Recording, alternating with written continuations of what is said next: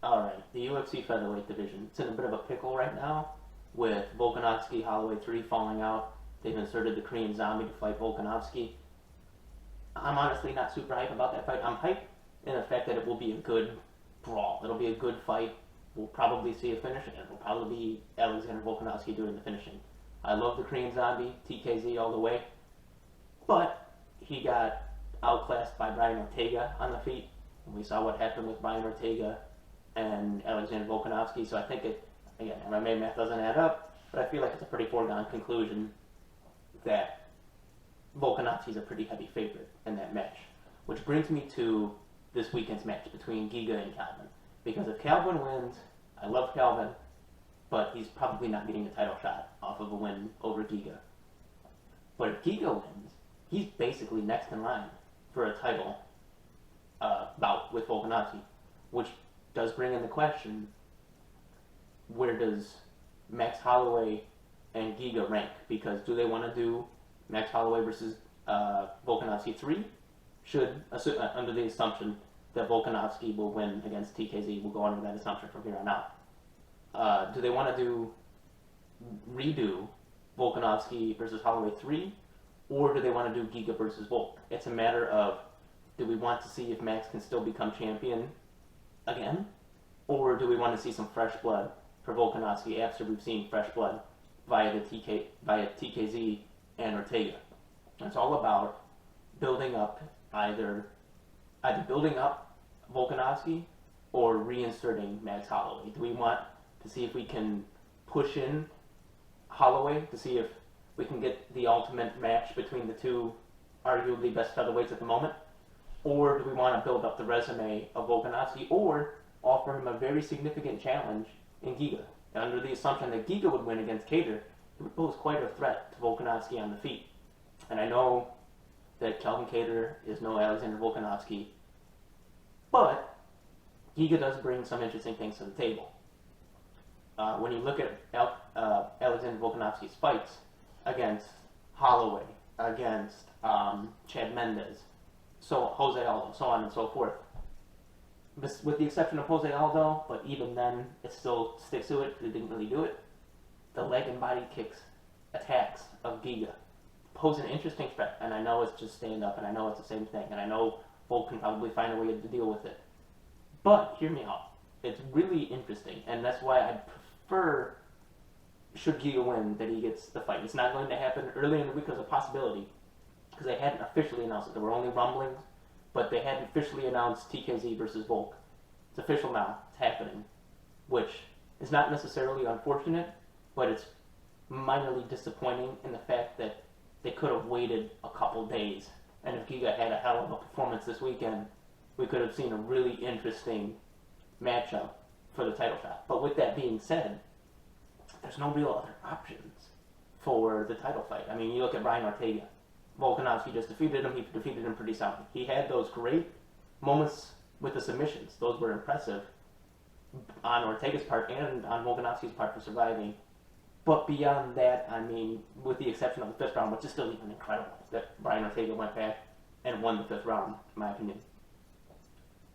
Even still, he handled him pretty handedly, especially on the feet. With Max Holloway's insertion, we have to ask ourselves, do we really want to see a third fight with it? Honestly, for me, it's yeah. But do we really have to see it right now?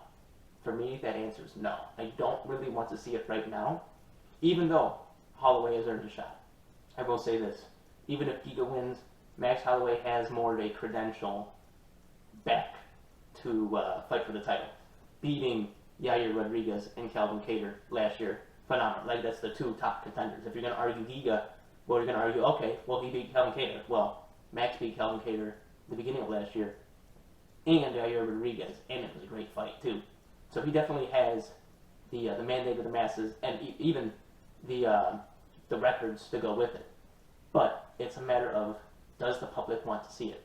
Personally, I don't really, because as great as their fights are, they're super technical, but therein lies the problem.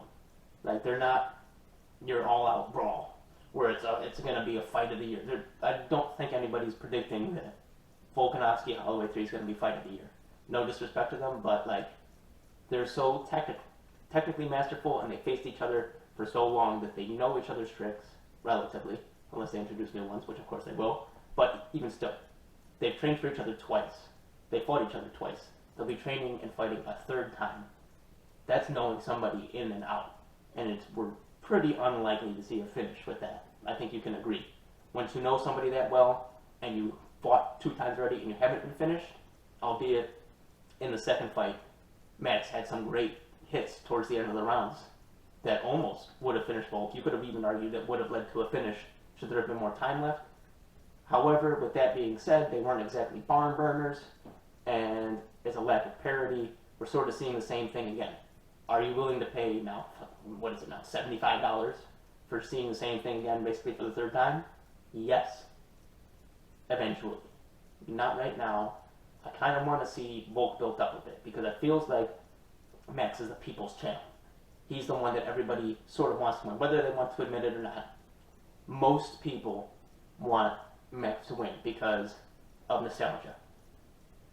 That's where I insert we should build up Volk a little bit. It would make for a more exciting and compelling fight.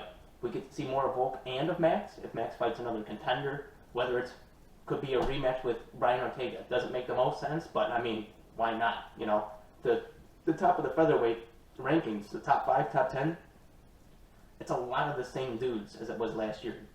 Arnold Allen came in with a great win over Sadiq Youssef. I'm not super familiar with him. He last fought on UFC ABC with Vettori versus Holland. He was in a bit of a food coma during that fight, but I remember that fight being great, and it was a great fight.